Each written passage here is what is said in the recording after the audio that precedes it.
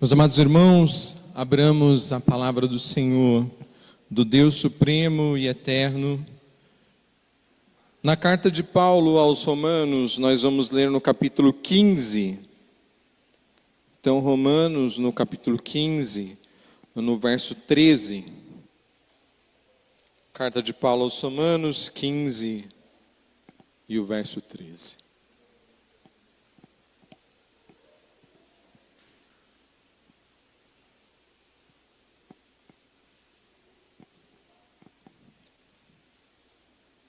E o Deus da esperança vos encha de todo gozo e paz no vosso crer, para que sejais ricos de esperança no poder do Espírito Santo.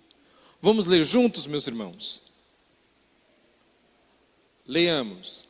E o Deus da esperança vos encha de todo gozo e paz no vosso crer, para que sejais ricos de esperança no poder do Espírito Santo. Santíssimo Deus, Supremo Senhor, meu Pai, fala conosco.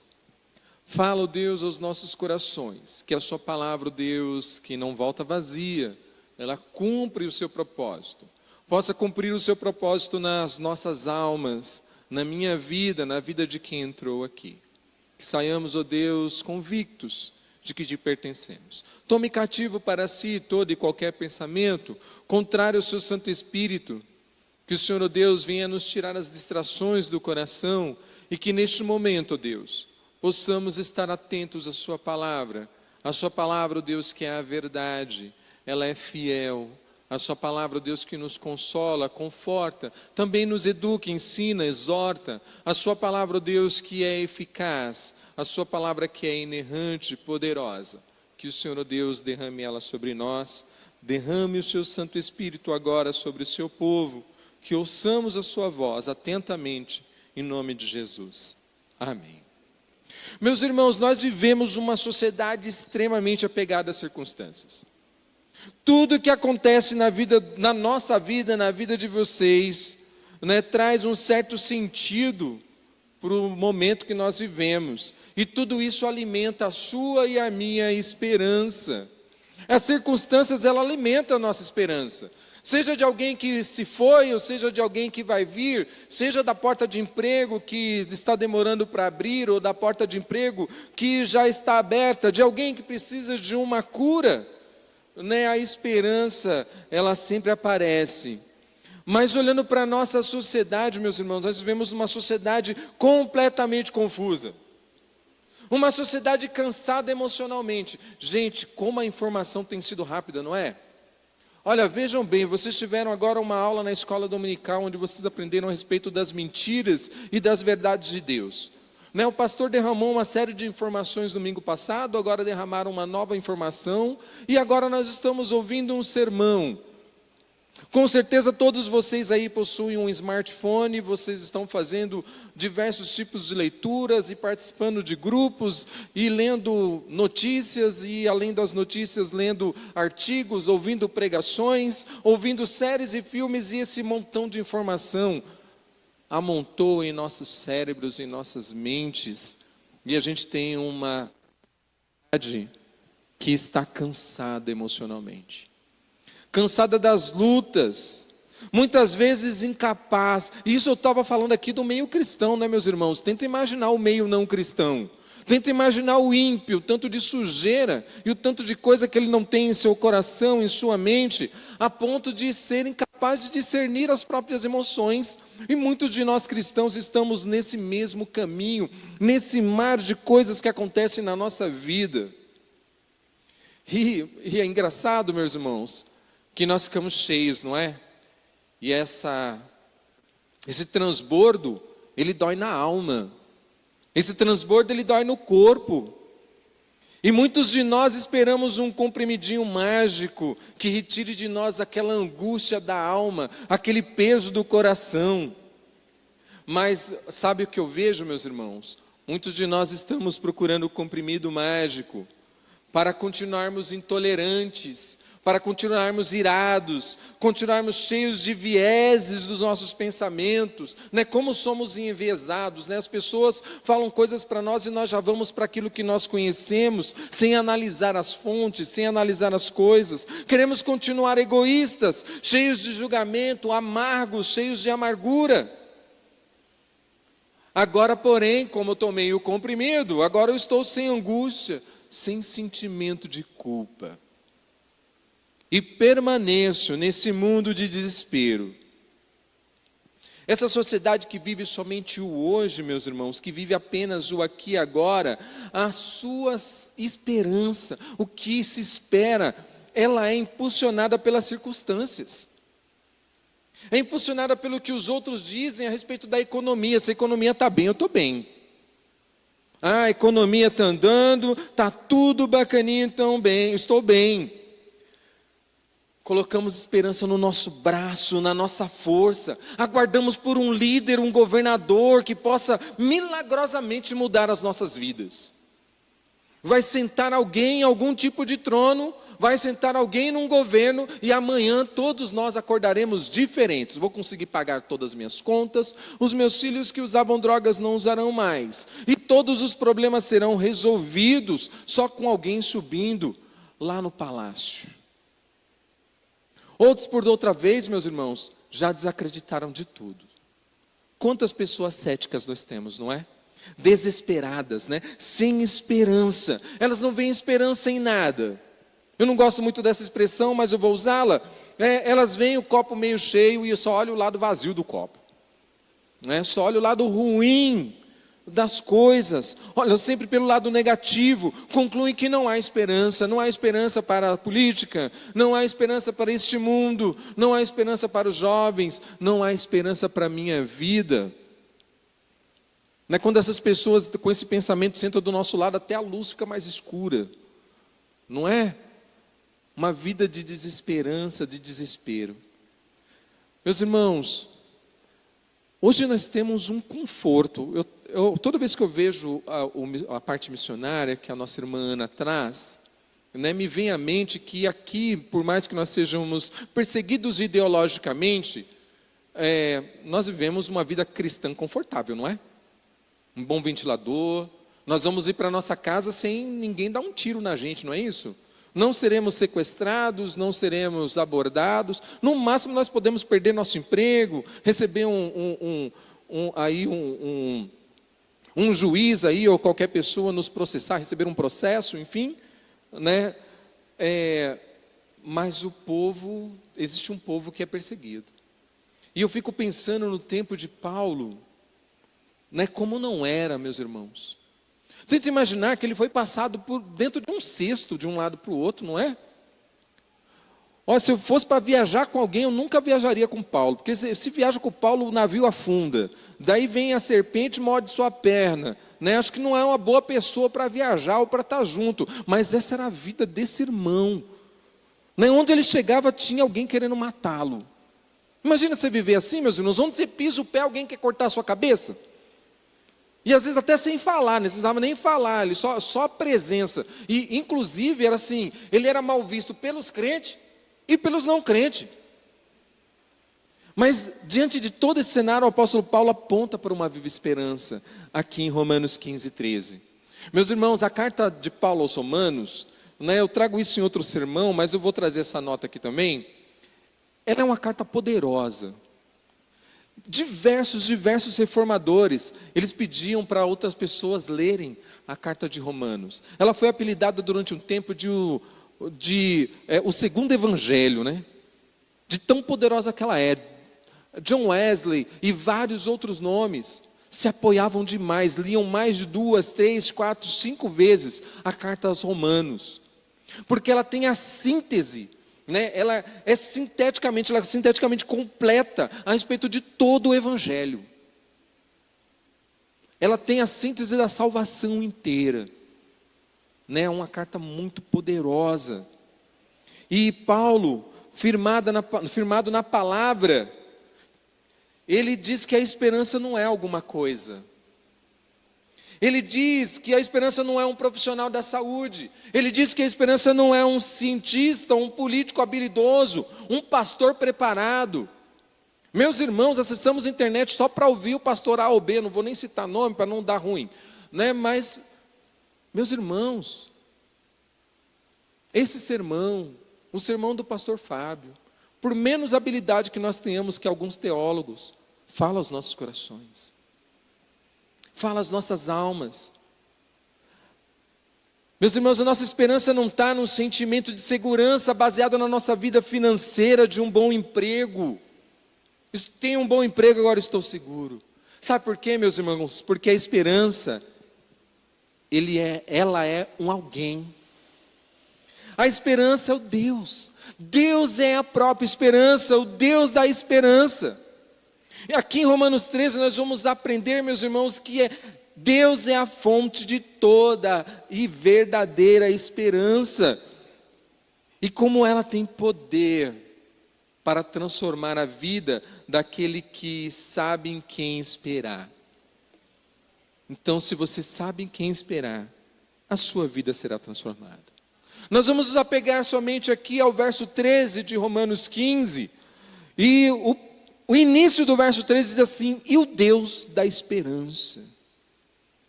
Meus irmãos, e o Deus da esperança? O Deus da esperança é a fonte da esperança.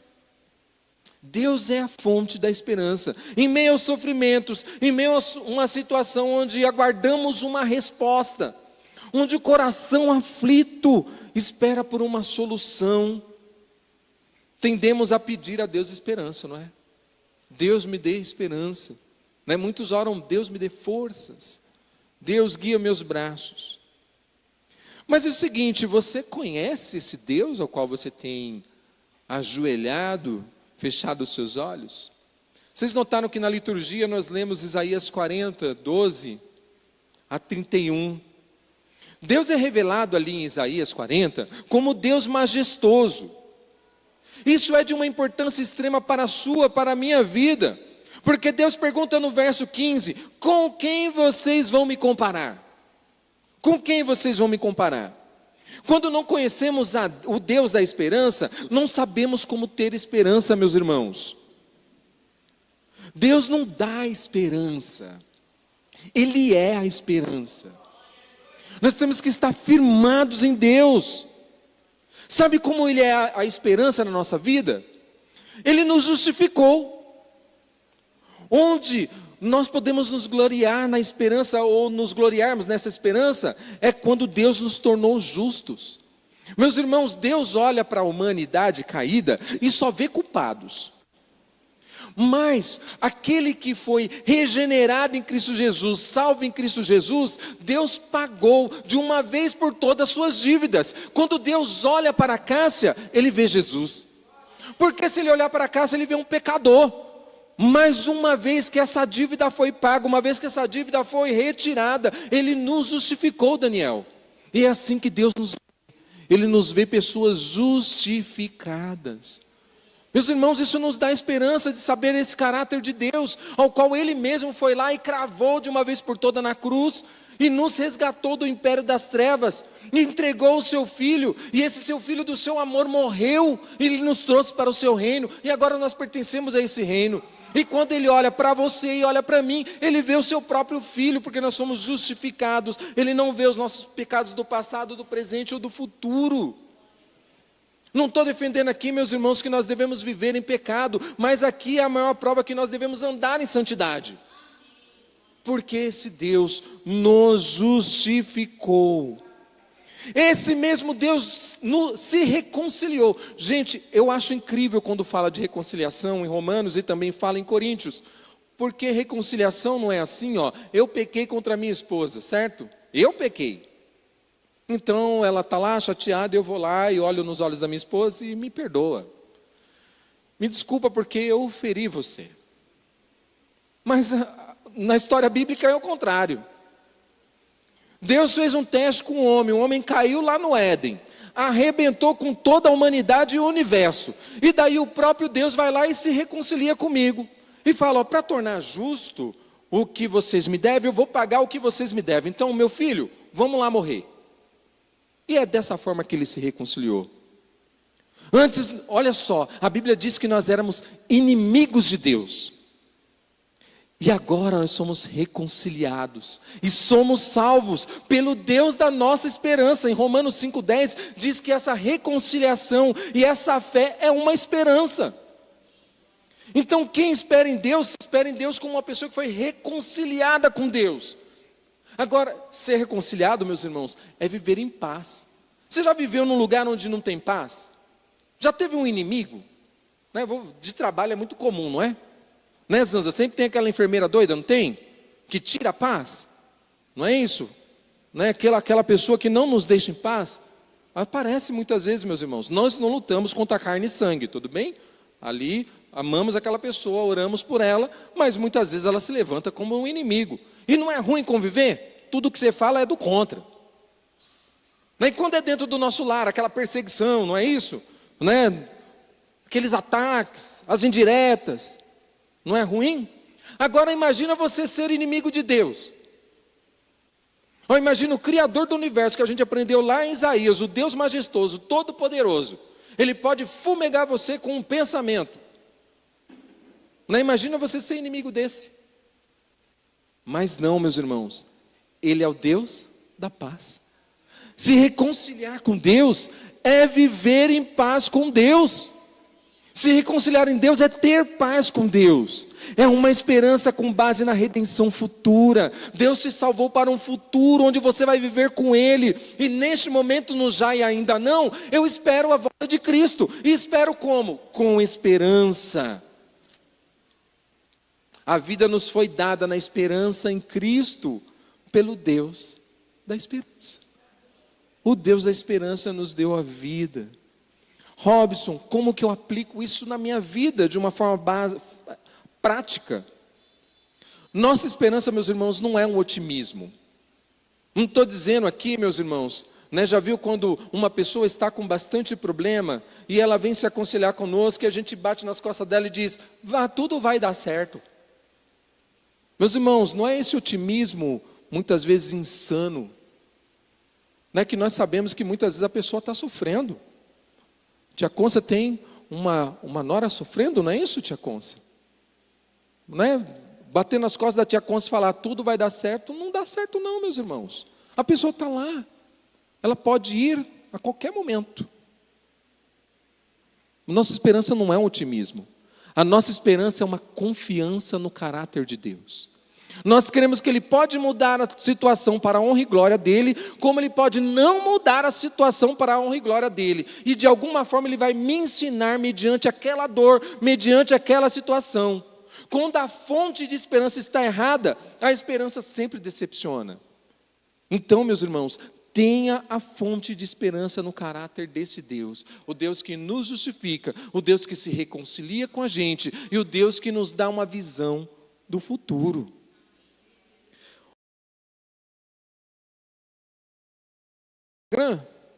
Nas notícias, no YouTuber, cuidado, meus irmãos, até conosco aqui, no púlpito. Eu, o pastor, os presbíteros, essa igreja não pode ser fonte de esperança. Fonte de esperança está em Deus, em Cristo, na sua palavra. Nós transmitimos a fonte da esperança e temos que ser fiéis a essa palavra. E no dia que não formos, olhem bem nos nossos olhos e digam anátema. Vocês não são fiéis. O William gosta disso. Então, meus irmãos, onde está o seu coração? Em busca da esperança. Mas a palavra de Deus é rica. E o Deus da esperança vos encha de todo gozo e paz na vossa fé. É isso que nós vamos ver agora. O conteúdo. Qual é o conteúdo da esperança do Deus da esperança? Qual é esse conteúdo? Como que ele preenche a nossa vida? Meus irmãos, se dependermos das circunstâncias para esboçar um pouquinho de alegria, nós teríamos uma cara de decepção a vida inteira, não é? Do momento que nascemos até o momento que nós vamos morrer, haverá circunstâncias e situações ruins. Sejam elas pequenas sejam elas grandiosas. A gente vai ter frustrações, algo complexo da vida para resolver, perdas, enfermidades, dores mil dessas vidas, muitas situações. E creio que vocês aí, neste momento, estão matutando e pensando nas guerras que vocês compraram, nas guerras que vocês entraram, nas enfermidades que lhe acometeram, na idade que está chegando, nas dores, nas decepções, num parente enfermo, num colega que não anda, num ministério que eu não consigo me achar, e uma diversas situações.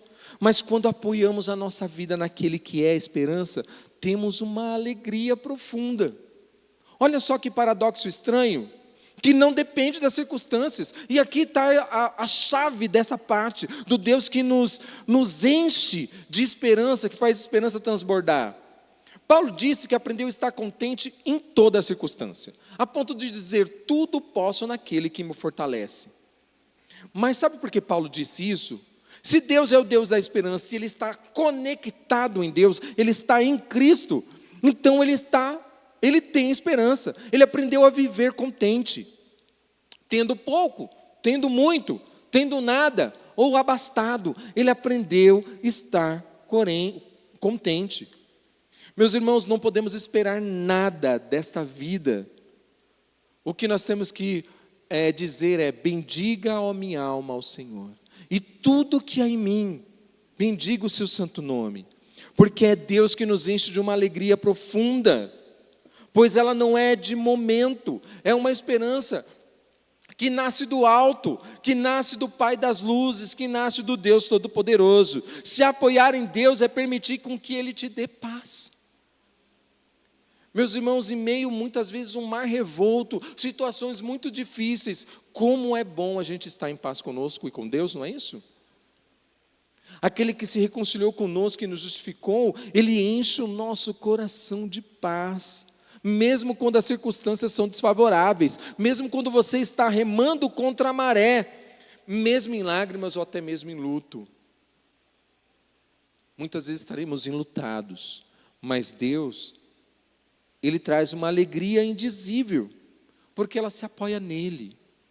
É uma alegria no porvir, é uma alegria de que nesta vida, meus irmãos, nós não vamos levar muita coisa, senão nada. É a alegria de viver de fé em fé, porque é Deus que produz a fé no seu coração, que é aquela certeza, aquela convicção de que Deus está do nosso lado, mesmo quando nós estamos longe dele. E isso nos traz uma alegria. Onde a fé viva, ainda que fraca, Deus pode te encher de alegria e paz. Tenha fé, meu irmão. Lance nas mãos de Deus aquilo que está te fazendo adoecer. A fé não elimina lutas, mas muda a forma com que a gente enfrenta elas.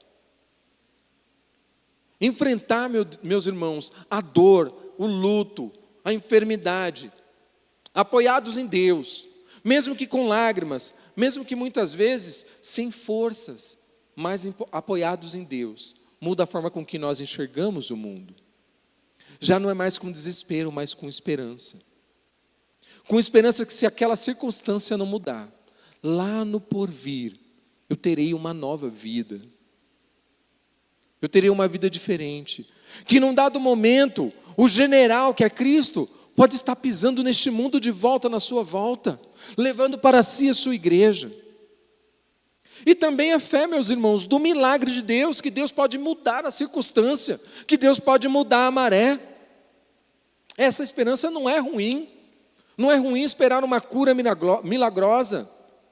Não é ruim esperar que Deus sare a cicatriz da perda no meu coração. Deus, eu tenho uma cicatriz aqui na minha alma. Eu perdi alguém, não queria ter perdido.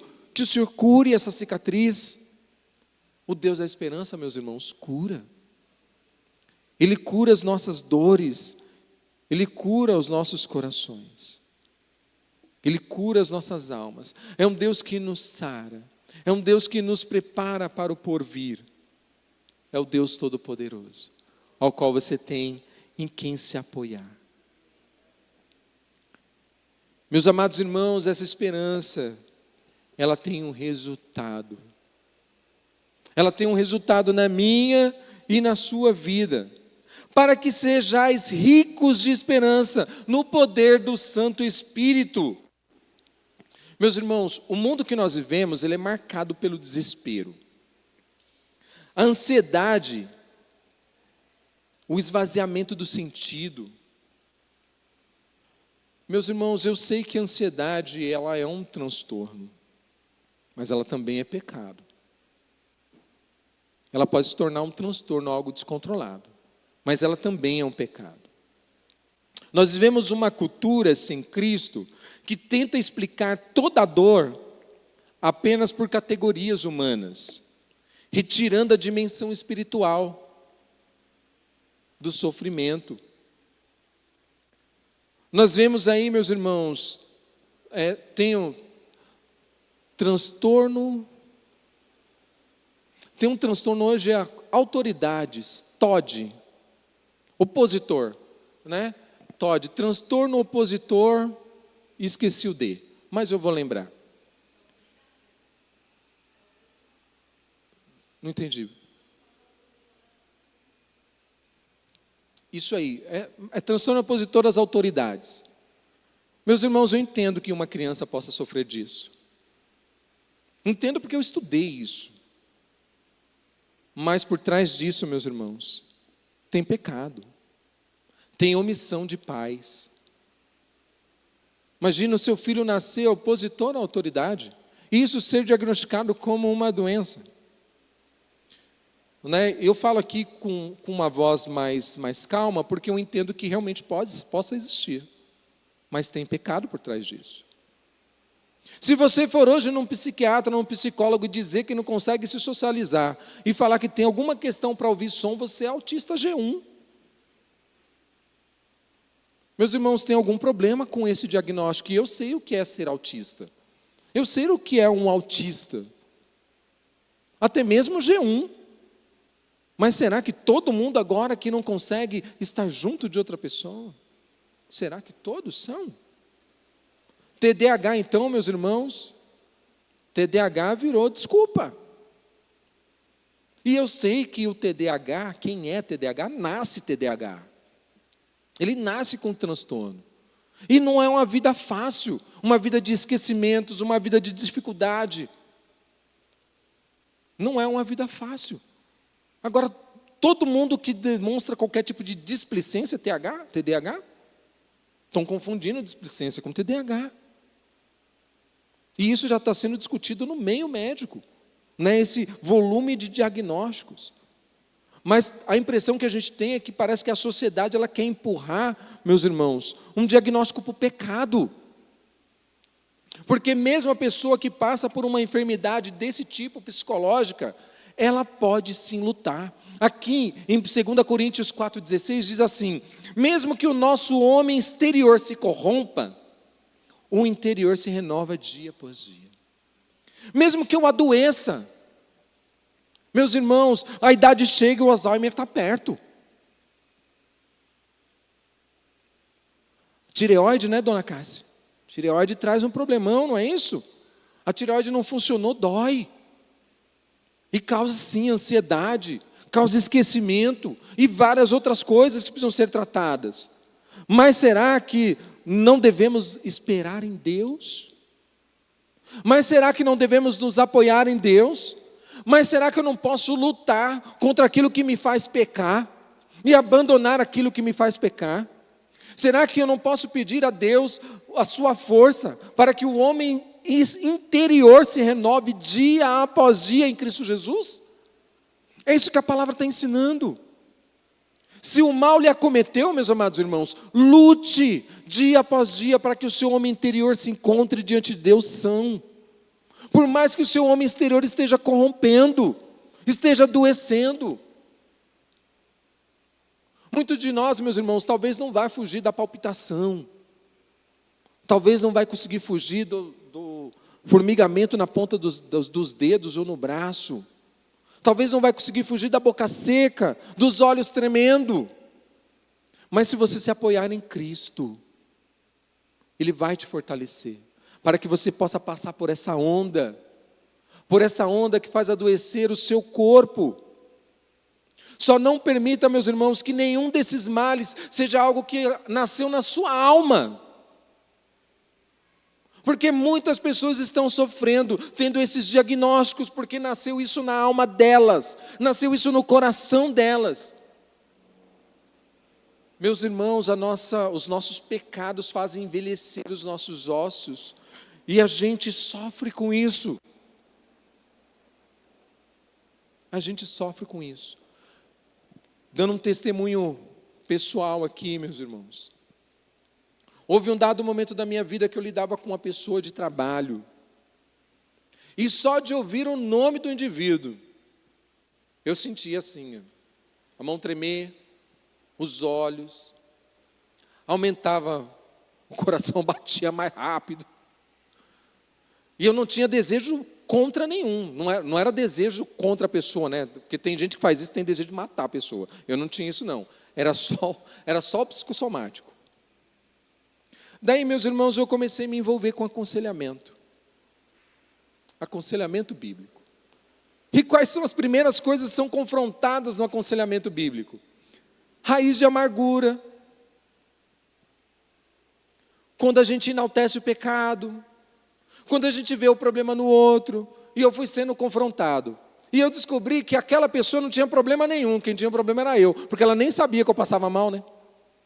Ela nem sabia que ela era o pivô do ansiolítico. Nunca tomei, gente. Mas ela nem sabia que ela era o pivô do ansiolítico.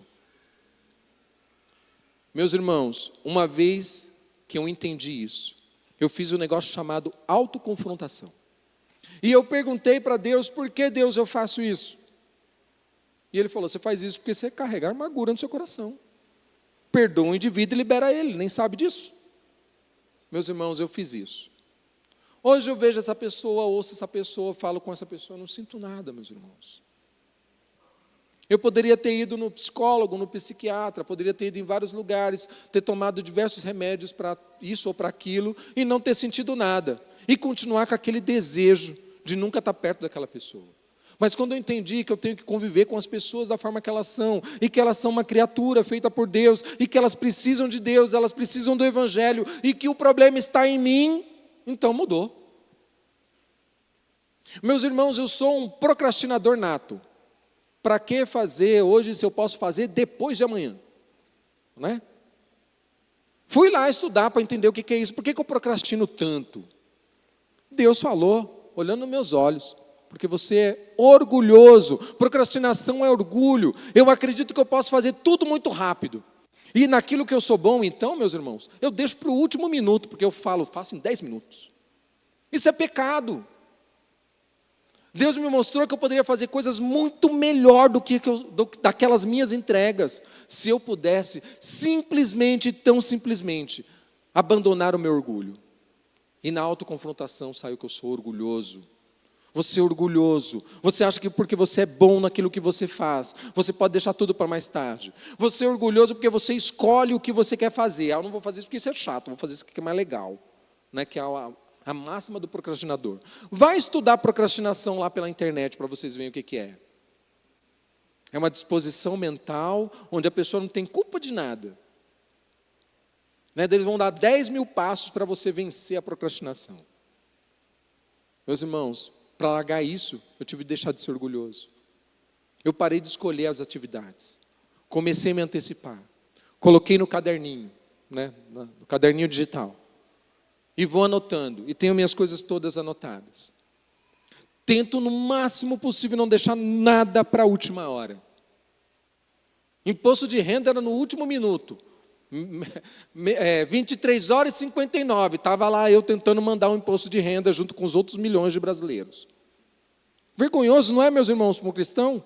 E como que é o nome disso? Orgulho. Dá tempo. Dá tempo. Não, depois eu lembro, dá tempo. Né? Daí a esposa fala, você já fez o imposto de renda? Não, eu vou fazer. E ainda fica irritado, né? É tão orgulhoso que tem a cara de pau de ficar irritado. Essa mulher fica me lembrando toda hora desse negócio. E daí dá 23h59 do último dia de abril, está lá o teimoso, né, mandando no imposto de renda, daí dá erro. Né? Daí cai na malha, né? Porque preencheu errado. E daí vai lá retificar. Vocês viram, meus irmãos, como nós somos os pais do nosso desespero? Como nós criamos em nós desesperança e queremos dar um nome bonitinho. Ah, não, é porque eu sou procrastinador, gente. E eu tenho esse transtorno, preciso de tratamento. Não, Rob, você precisa de conversão, meu irmão. Você precisa se arrepender do seu pecado, precisa de confissão de pecado. Não é confesse o seu pecado. Mas a palavra de Deus nos ensina, meus irmãos, que nós podemos fazer um diagnóstico na nossa vida e negar isso. Através do quê? Do poder do Santo Espírito, porque o Espírito Santo de Deus é quem nos dá poder. A nossa esperança não é dessa vida, deste mundo, é uma esperança viva em Cristo Jesus, que nos dá esperança, que esperamos nele no futuro. A esperança madura, meus irmãos, nasce no meio da tensão. Nada pode se tornar esperança se eu não sei o que estou esperando. Se eu estou vendo, não é esperança, não é isso? Por esse motivo a gente abunda em esperança. Todos os dias ela se renova. Todos os dias Deus coloca no seu e no meu coração um cântico novo através da sua palavra. Nós louvamos esse Deus dia após dia. Robson, mas eu não consigo sozinho. Eu preciso de força. Quando eu olho para as circunstâncias da minha vida, quando eu olho para os meus pecados, quando eu olho para as minhas mazelas, quando eu olho para esse mundo, eu não sei nem por onde começar. Nem sei como fazer. Meus irmãos, o Espírito Santo de Deus sempre esteve presente na vida de um cristão, desde a sua conversão. É Ele quem te chamou, é Ele quem falou com você. E tudo isso que estou falando para vocês, meus amados irmãos, só é possível através do poder do Espírito Santo. A esperança, ela é trinitária. Deus Pai é a fonte de toda a esperança. A nossa esperança está fundamentada em Cristo Jesus. E o Espírito Santo de Deus atua na sua vida em poder, te dando esperança. O Espírito Santo de Deus me sustenta em minhas fraquezas. Quando eu cheguei à conclusão dos meus pecados, meus irmãos, eu não cheguei à conclusão porque eu sou bom, porque eu sou legal, porque eu sou estudado. Porque o Espírito Santo de Deus me confrontou. Porque Ele disse para mim, você é um filho de Deus e não pode viver desse jeito. Você me pertence e você não pode viver assim. Então Ele, com gemidos inexprimíveis, Ele fala conosco. Ele nos sustenta em nossas fraquezas, no dia da angústia. Ele dirige e conduz a nossa vida, coloca pensamentos, palavras, motivação em nossas vidas. Lá em Gálatas 5,5 diz assim, porque nós, pelo Espírito, aguardamos a esperança da justiça que provém da fé. Gálatas 5,5. Nós aguardamos a esperança dessa verdade que provém da fé. E é por quem? Por mim mesmo? Não, meus irmãos, pelo Espírito Santo de Deus. Olha só que interessante, lá em Efésios 5:18 a 20, diz assim, não vos embriagueis com vinho, mas enchei-vos com o Espírito Santo. E daí, como que eu me encho do Espírito Santo? Com cantos, de salmos, hinos, de louvor. E olha só que interessante, quando você continua a leitura de Efésios 5, qual é o resultado? Qual é o próximo texto? A forma com que o marido trata a esposa. A forma com que a esposa trata o marido. Muitas vezes a gente confunde, meus irmãos. O poder do Espírito Santo, ele é dado a nós para que a gente possa dar um bom testemunho de Cristo. Um bom testemunho de Cristo como cidadão, um bom testemunho de Cristo como servo, um bom testemunho de Cristo como marido, como filho, como esposa. Esse poder se revela em nós, o poder do Santo Espírito, quando mostra para o mundo que nós somos diferentes, que nós mudamos, que nós falamos diferente. Meus irmãos, Pedro, quando sentou naquela roda que ele negou a Jesus, as pessoas olharam para ele e falaram, você é diferente. Você andou com ele sim. Ele, não andei com ele não. Olha aí, fala até igual a ele. Meus irmãos, quem convive com o Espírito Santo de Deus fala igual a Cristo. Tem um jeito de Cristo de falar. Não é muito bom lá no nosso trabalho, uma pessoa virar para você e falar assim, Você é diferente. Meus irmãos, é a luz do Espírito Santo. Você fala de jeito diferente. É o Espírito Santo de Deus falando sobre nós, falando por nós, né? Ele confirma em nossos corações a adoção em Cristo. É o Espírito Santo de Deus que confirma no seu coração todos os dias: eu pertenço a Deus. Eu posso sim falar: o Senhor é o meu pastor, porque eu sou ovelha dele, eu me sinto ovelha dele.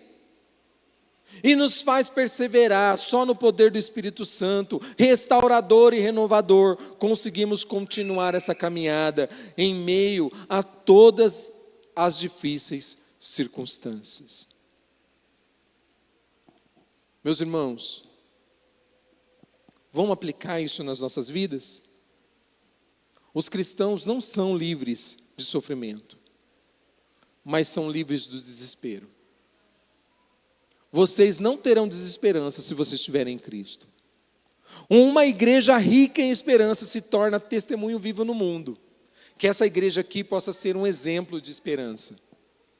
Que essa igreja possa estar firmada em Cristo.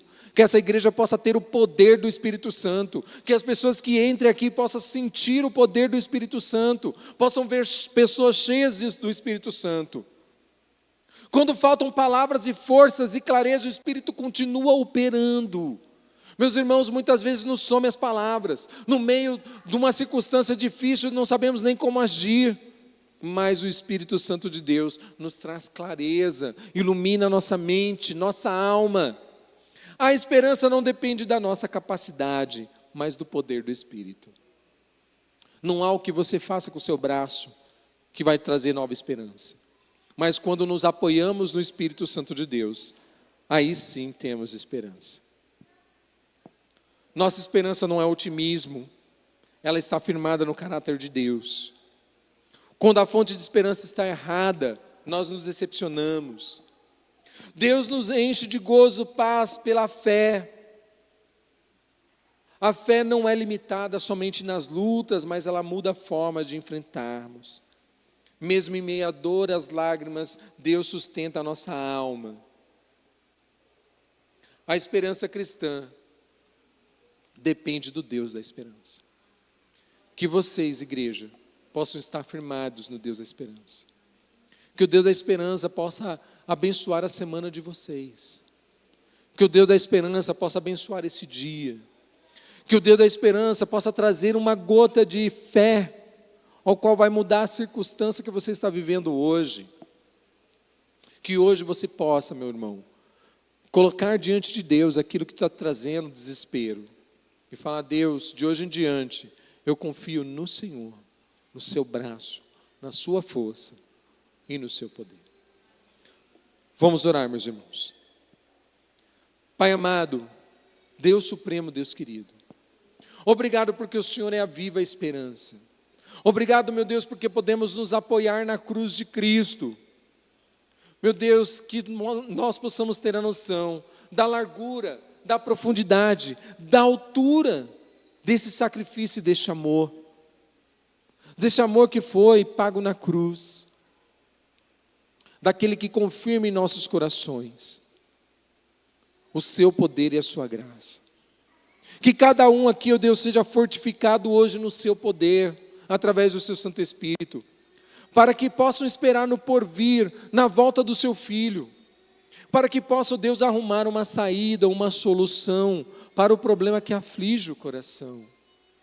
Que os irmãos nessa manhã, meu Deus, saiam com as suas almas, com seus corações confortados no Senhor.